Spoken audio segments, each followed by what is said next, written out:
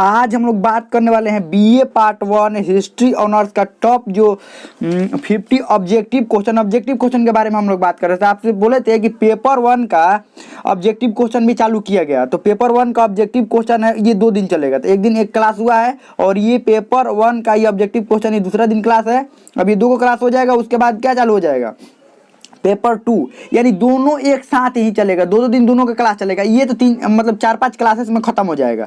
तब तक ये दोनों क्लासेस 2 दिन चलेगा, ध्यान रखिएगा। ये पेपर 1 का क्लासेस 2 दिन चलेगा, फिर पेपर 2 का क्लासेस 2 दिन चलेगा, ऐसे ही चलेगा।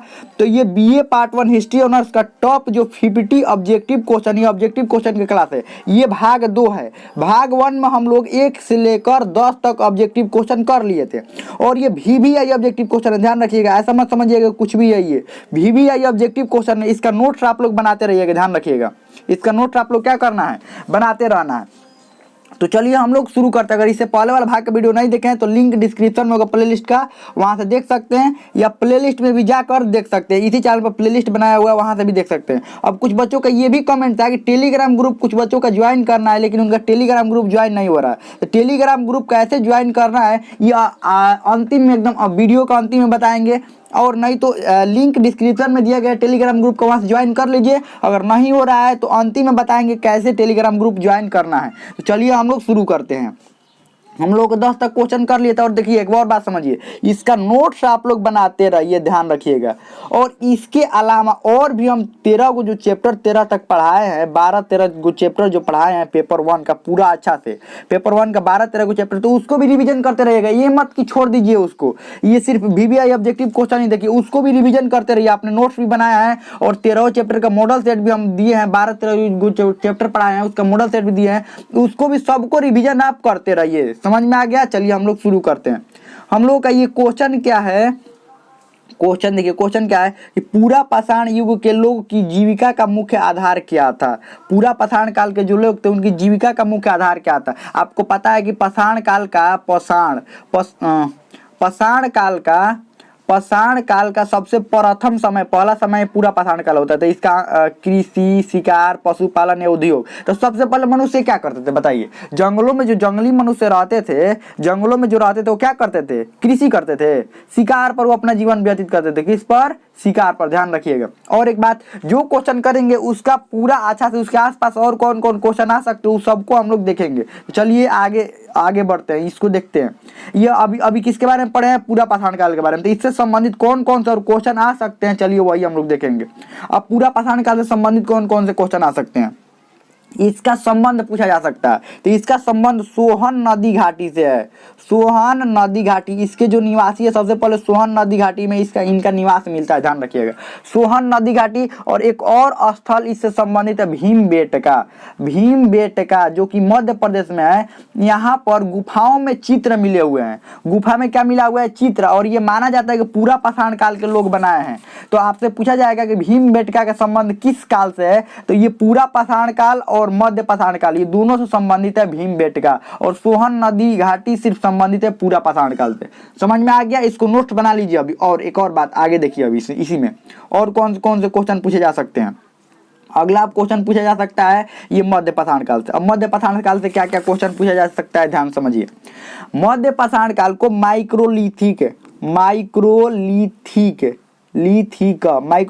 एज कहते हैं, यानी माइक्रोलिथिक काल कहते हैं, क्योंकि माइक्रो मतलब छोटा, इसमें छोटे छोटे हथियारों का प्रयोग करना शुरू कर दिया गया था। अब बड़े बड़े पत्थरों से शिकार न करके छोटे छोटे पत्थरों का प्रयोग, देखिए शिकार यहाँ पर भी होता था, शिकार यहाँ पर भी होता था। तो ये शिकार और यहाँ पर पशुपालन भी होने लगा था, ध्यान रखिएगा। तो ये शिकार यहाँ पर बड़े बड़े पत्थरों से होता था पूरा पाषाण काल में, लेकिन यहाँ आते आते मनुष्यों ने छोटे छोटे हथियार भी बनाना शुरू कर दिया। तो छोटे छोटे हथियार बनाना शुरू कर दिया, तो यहाँ पर इसको माइक्रोलिथिक एज कहते हैं, मध्य पाषाण काल को। अभी इसके बारे में थोड़ा सा और समझिए। मध्य पाषाण काल में, ध्यान रखिएगा, मध्य पाषाण काल में ये जो कुत्ता, सबसे पहले जो जीव पाला गया था कुत्ता, ये कब पाला गया था, मध्य पाषाण काल में। कुत्ता जो पालतू बनाया गया था, कब बनाया गया था, मध्य पाषाण काल की ये बात है, ठीक है। मध्य पाषाण काल समझ में आ गया। अब समझते हैं नव पाषाण काल के बारे में। ध्यान से सब समझते रहिएगा, ये नहीं सिर्फ क्वेश्चन देखने से कुछ नहीं होगा, ध्यान रखिएगा। तो चलिए शुरू करते हैं नव पाषाण काल के बारे में, कि नव पाषाण काल आखिर था क्या। तो नव पाषाण काल सबसे, देखिए पाषाण काल का पहला समय पूरा पाषाण काल, उसके बाद मध्य पाषाण काल, उसके बाद नव पाषाण काल, इसमें सबसे तेजी से विकास हुआ। देखिए सबसे जो लंबा काल आपसे पूछा जाएगा मध्य पाषाण काल था कि ये पूरा पाषाण काल था, मध्य पाषाण काल की नव पाषाण काल, तो सबसे लंबा जो समय है पूरा पाषाण काल का था, लेकिन तेजी से विकसित किसमें हुए, ये नव पाषाण काल में, ध्यान रखिएगा तेजी से इसमें विकसित हुए लोग। अब देखिए समझिए यहाँ पर नव पाषाण काल के बारे में, नव पाषाण काल के बारे में ये लोग खेती करने लगे थे, क्या करने लगे थे, खेती करने लगे थे, और इससे 3 गो स्थल संबंधित है, एक मेहरगढ़, एक बुर्जहोम और एक कोल्डियावा। तो मेहरगढ़ से सबसे पहले कृषि का साक्ष्य मिला हुआ है, आपसे क्वेश्चन पूछा जाएगा सबसे पहले कृषि का साक्ष्य कहाँ से मिला हुआ है, तो मेहरगढ़। बुर्जहोम, बुर्जहोम से मिला हुआ है गौरतवास, गौरतवास मतलब गड्ढे में रहना, इन लोगों ने गड्ढा में रहना अपना बनाया था, जैसे मान लीजिए ये जमीन हो गया, जमीन से नीचे गड्ढा खोद देते थे और यहीं पर क्या करते थे ये लोग, यहाँ गड्ढा के अंदर रहते थे। तो ये गौरतवास का साक्ष्य जो है वो बुर्जहोम से मिला हुआ है, और कोल्डियावा से चावल का सबसे पहला साक्ष्य कोल्डियावा से मिला हुआ है, जो कि इलाहाबाद में है, कोल्डियावा इलाहाबाद में है जहाँ पर चावल का साक्ष्य मिला हुआ है। तो हमें लगता है समझ में आ गया होगा। चलिए आगे बढ़ते हैं हम लोग।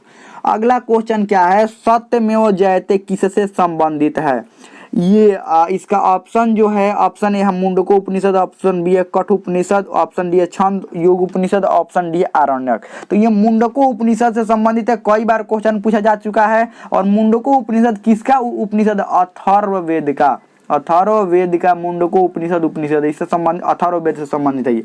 और समझिए अथर्ववेद में क्या क्या वर्णित है, वेद 4 प्रकार के होते हैं, ऋग्वेद, सामवेद, यजुर्वेद, अथर्ववेद। तो ये अथर्ववेद में किस किस चीज के बारे में वर्णन है, जैसे सामवेद में है ये 7 सुरों के बारे में वर्णन है, तो अथर्ववेद में क्या है, मुख्य रूप से औषधि, औषधि के बारे में वर्णन है, यानी कि दवा के बारे में, औषधि के बारे में वर्णन है, और तंत्र मंत्र के बारे में इसी में वर्णन है, तंत्र मंत्र जादू टोना इस सब के बारे में किसने वर्णन है, अथर्ववेद में। चलिए आगे बढ़ते हैं हम लोग।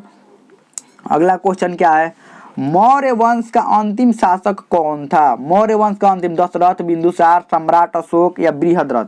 तो मौर्य वंश का जो अंतिम शासक हम कह सकते हैं बृहद्रथ ही था। मौर्य वंश का अंतिम शासक कौन था, बृहद्रथ था। अब देखिए बृहद्रथ की हत्या किसने किया था, पुष्यमित्र शुंग, पुष्यमित्र शुंग, पुष्यमित्र शुंग ने अभी कुछ दिन पहले एक हमने वीडियो बनाया था, किस पर बनाया था कि मौर्य वंश का पतन कैसे हुआ, उसमें पूरा विस्तार से बताया कि बृहद्रथ की हत्या कैसे हुई, क्या हुई, ये पूरा विस्तार से हम बताए हैं कि मौर्य वंश का जो पतन कैसे हुआ। मित्र शुंग किस वंश का था, शुंग वंश का, इसी का लड़का था अग्निमित्र, और इसी के पुरोहित जो थे पतंजलि थे, पतंजलि इसी के पुरोहित थे, ध्यान रखिएगा। और मौर्य वंश का संस्थापक कौन था, चंद्रगुप्त मौर्य, दूसरा राजा बिंदुसार, और तीसरा राजा कौन हुआ, सम्राट अशोक। चलिए आगे बढ़ते हैं। अगला क्या है, ये होल अभिलेख किस शासक की उपलब्धियों का वर्णन है, रुद्रदामन, पुलकेशिन द्वितीय, चंद्रगुप्त मौर्य और डी खारवेल। तो ये जो ये होल अभिलेख है ये पुलकेशिन द्वितीय का उपलब्धियों का वर्णन है। ये जो पुलकेशिन द्वितीय जो ये नर्मदा नदी के तट पर, ध्यान रखिएगा, नर्मदा नदी के तट पर यह अभिलेख लिखवाया था, किसने, पुलकेशिन द्वितीय ने। हर्षवर्धन जब लड़ाई करने के लिए गया था, हर्षवर्धन ये उत्तर भारत के जीतने के बाद कहाँ पर गया था, दक्षिण भारत में पूरा सेना वना लेकर। तो पुलकेशिन द्वितीय की पता चल गया चालुक्य वंश का शासक, ध्यान रखिएगा, चालुक्य वंश का शासक था इधर पुलकेशिन द्वितीय। तो इसको पता था कि हमारी सेना कमजोर है और हम हर्षवर्धन से लड़ नहीं पाएंगे, उत्तर भारत का सबसे जो ताकतवर राजा हर्षवर्धन था। तो हर्षवर्धन की सेनाएं थकी हुई थी, ये पहाड़ों को पार करके थकी हुई थी, जिसके कारण ये पुलकेशिन द्वितीय ने आक्रमण कर दिया और हर्षवर्धन को हरा दिया। जब इतने बड़े शासक को हराया तो उसके बाद ये होल अभिलेख लिखवाया, इसमें लिखवाया कि हम किसको हराए हैं, हर्षवर्धन को। तो ये पुलकेशिन द्वितीय ने नर्मदा नदी के तट पर किसको हराया था, हर्षवर्धन को, और इसने ये होल अभिलेख लिखवाया। हर्षवर्धन वर्धन वंश से संबंधित है, वर्धन वंश का पहले का नाम है ये पुष्यभूति वंश, ध्यान रखिएगा। चलिए आगे नहीं बढ़ते, एक दो और इसमें समझ लेते हैं, एक दो और इसमें समझिए, थोड़ा सा अभिलेख के बारे में समझ लीजिए, इसको कौन कौन किससे संबंधित कौन कौन सा अभिलेख है, यहाँ पर थोड़ा सा समझ लेने की जरूरत है, नहीं तो भूल जाते हैं। ये रुद्रदामन से कौन सा, गिरनार अभिलेख, गिरनार या जूनागढ़ का, गिरनार अभिलेख या जूनागढ़ का अभिलेख इसको बोलते हैं, जूनागढ़ जो कि गुजरात में है, इससे संबंधित है, किससे, रुद्रदामन से, और चंद्रगुप्त मौर्य से भी ये संबंधित है, और एक स्कंदगुप्त से, ये तीनों से संबंधित है, गिरनार अभिलेख या जूनागढ़ का अभिलेख। खारवेल का से संबंधित कौन है, हांती गुफा अभिलेख, जिसमें किसको हराया था, पुष्यमित्र शुंग को, और पुलकेशिन द्वितीय से संबंधित है। चलिए आगे बढ़ते हैं। अगला क्या है, और एक दो और समझ लेते हैं। ये चंद्रगुप्त मौर्य से एक दो और अभिलेख ये संबंधित है। कौन कौन? सोगौर अभिलेख संबंधित है, महास्थान अभिलेख संबंधित, सोगौर अभिलेख भी संबंधित है और महास्थान अभिलेख भी संबंधित है। चलिए आगे बढ़ते हैं। हाँ, यहाँ पर देखिए, इसमें बताने के लिए यहाँ पर देखिए, रुद्रदामन से संबंधित हो तो बता ही दिए। रुद्रदामन से संबंधित कौन है? जूनागढ़ वाला रुद्रदामन से, और चंद्रगुप्त मौर्य से भी जूनागढ़ वाला, और स्कंदगुप्त और ये खारवेल वाला बताए हाथी गुफा संबंधित है। चंद्रगुप्त मौर्य से ये महास्थान अभिलेख, महास्थान अभिलेख की बात करें, और एक और जो महास्थान अभिलेख, इसमें किस चीज का वर्णन है? महास्थान अभिलेख में ये जो महास्थान अभिलेख में जो उत्तर प्रदेश में एक जगह है सोहगौर। पहले इसको समझिए, उत्तर प्रदेश में जगह है सोहगौर। तो सोहगौर में एगो अभिलेख लिखवाया जिसका नाम सोहगौर अभिलेख दिया। तो ये सोहगौर अभिलेख में ये अकाल पीड़ितों के मदद के लिए ये जो अभिलेख लिखवाया था, ये सोहगौर अभिलेख। और महास्थान अभिलेख ये बंगाल विजय के समय, बंगाल जब विजय किया था तो उस समय महास्थान अभिलेख लिखवाया था। चलिए आगे बढ़ते हैं। अगला क्वेश्चन क्या है? अगला क्वेश्चन है, अशोक का अभिलेख का सर्वप्रथम किसने पढ़ा था? Cunningham, Rakhaldas Banerjee, James princess और अर्नेस्ट मैक। तो ये इसका जो आंसर हो जाएगा, जेम्स प्रिंसेस ने पढ़ा था। ध्यान रखिएगा, 1837 में। कब? 1837 में पढ़ा था। चलिए आगे बढ़ते हैं। हाँ, एक और बताइए, अर्नेस्ट मैक ने हड़प्पा सभ्यता का कौन से स्थल का खोज किया? ये कमेंट में लिखकर जरूर बताना। अर्नेस्ट मैक ने कौन से स्थल का खोज किया था? कनिंघम का किससे संबंधित है? भारतीय इतिहास में इन्होंने कोई, इनकी उपलब्धि आप बताइएगा, क्या उपलब्धि है? कनिंघम की उपलब्धि क्या है भारतीय इतिहास में? भारतीय इतिहास में क्या ढूंढने का प्रयास किया है? क्या इनकी कोई स्थापना की है? कोई भी मान लीजिए संस्था की, कौन सी संस्था की स्थापना की भारतीय इतिहास के लिए? आप इस कमेंट में लिखकर जरूर बताइएगा। चलिए आगे बढ़ते हैं। तो इन्हीं के बारे में बताने के लिए ये कनिंघम के बारे में बताना है, और कनिंघम के बारे में, राखालदास बनर्जी के बारे में बता सकते हैं, जेम्स प्रिंसेस के बारे में बताएंगे, और अर्नेस्ट मैक, ये तीनों के बारे में आप बताइएगा कमेंट में लिखकर। चलिए आगे बढ़ते हैं। हड़प्पा सभ्यता में कौन सा पशु अज्ञात है? कौन से पशु को अज्ञात है हड़प्पा से? गाय, हाथी, घोड़ा, कुत्ता। तो घोड़ा अज्ञात है, बाकी सबसे परिचित थे ये लोग। हाथी से, गाय से, घोड़ा से, कुत्ता से। तो घोड़ा से अपरिचित थे, बाकी सबसे परिचित है, कुत्ता से भी, हाथी से भी, गाय से भी। आगे बढ़ते हैं। तो ये तो पता ही है, ये किससे परिचित थे? गाय, हाथी, कुत्ता, घोड़ा से परिचित नहीं थे। चलिए आगे बढ़ते हैं हम लोग। अगला क्वेश्चन क्या है? अगला क्वेश्चन क्या है? आर्य कहाँ के निवासी थे? आर्य जो थे वो कहाँ के निवासी थे? तिब्बत, उत्तरी ध्रुव, ब्रह्मर्षि देश या मध्य एशिया? तो आर्य जो थे वो मध्य एशिया से, आर्य जो थे मध्य एशिया के निवासी थे, जो भारत में आकर बसे थे। अब अलग अलग विद्वानों का क्या मत है, अलग अलग विद्वान क्या कहते हैं, इसके बारे में थोड़ा समझ लेते हैं। किस विद्वान ने कहा था कि ये जो आर्य है वो तिब्बत से आए थे? कौन से आखिर विद्वान ने? क्योंकि ये जब हम पढ़ा रहे थे इनके बारे में, आर्यों के बारे में, तो बहुत अच्छा से हम बताए थे। देखिए, दयानंद सरस्वती जो है, दयानंद सरस्वती, इन्होंने कहा था कि आर्य जो है सरस्वती, ये आर्य आए हैं तिब्बत से। उत्तरी ध्रुव वाले, देखिए उत्तरी ध्रुव जो बाल गंगाधर तिलक है, ये बाल गंगाधर तिलक ने कहा था कि ये उत्तरी ध्रुव से आए थे। ब्रह्मर्षि देश, गंगानाथ झा ने कहा था कि ब्रह्मर्षि देश से आए थे। लेकिन मैक्स मुलर ने क्या कहा था? मैक्स मुलर ने कहा था कि नहीं, ये मध्य एशिया से आए थे। लेकिन अभी तक माना जाता है कि ये कहाँ से आए थे? मध्य एशिया से। और बाकी इन सबका बात याद रखिएगा, किसने किसने कहाँ कहाँ कहा था कि कहाँ कहाँ से ये आए थे। चलिए आगे बढ़ते हैं। ऐसे नॉर्मली पूछा जाएगा कि आर्य कहाँ के निवासी थे? मध्य एशिया के, ध्यान रखिएगा, मध्य एशिया के निवासी थे। जैनियों की भाषा क्या थी? पाली, प्राकृत, तमिल, ये डी इनमें से कोई नहीं थी। ये प्राकृत भाषा थी। जैन जो ग्रंथ रचना किए जाते थे, ये पाली भाषा, प्राकृत भाषा में ही रचना किए जाते थे। चलिए आगे बढ़ते हैं। अगला क्या? बौद्ध साहित्य में निम्न में से कितने महाजनपदों का उल्लेख है? बौद्ध साहित्य में 4, 8, 16 या 20? तो ये 16 महाजनपदों का उल्लेख है। किसमें? बौद्ध धर्म के अंगुत्तर निकाय में, अंगुत्तर निकाय। अब ये कमेंट में लिखकर जरूर बताना है कि अंगुत्तर निकाय बौद्ध धर्म का जो त्रिपिटक है, सूत पिटक, अभिधाम और विनय पिटक, किसका हिस्सा है? अंगुत्तर निकाय किससे संबंधित है? सूत पिटक से संबंधित है, विनय पिटक से, अभिधाम पिटक से, किससे संबंधित? इसी में है। बौद्ध धर्म किसी ग्रंथ में अंगुत्तर निकाय में 16 महाजनपदों की सूची मिलती है। और भागवती सूत्र जो कि जैन ग्रंथ है, उसमें भी अंगुत्तर निकाय बौद्ध धर्म वाला। और जैन ग्रंथ की बात करें तो भागवती सूत्र में 16 महाजनपदों की सूची मिलती है। चलिए आगे बढ़ते हैं। अंग महाजनपद की राजधानी कहाँ थी? राजगिरी, चंपा, मथुरा, वाराणसी?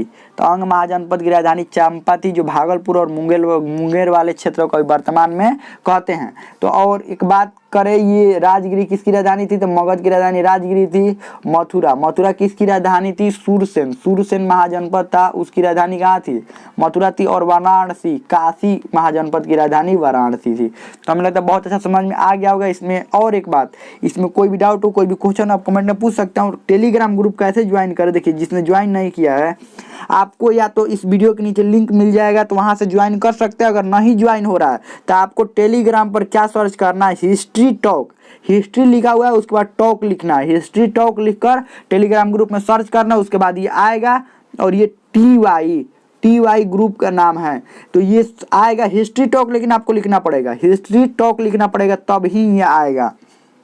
तो हिस्ट्री टॉक लिखिएगा सर्च में, और ये तब आ जाएगा ये टेलीग्राम ग्रुप, और इसको ज्वाइन कर सकते हैं। तो हमें लगता है बहुत अच्छा समझ में आ गया होगा आपको। इसमें कोई भी डाउट हो, कोई भी क्वेश्चन हो, आप कमेंट में पूछ सकते हैं। मतलब तो समझ में आ गया हो।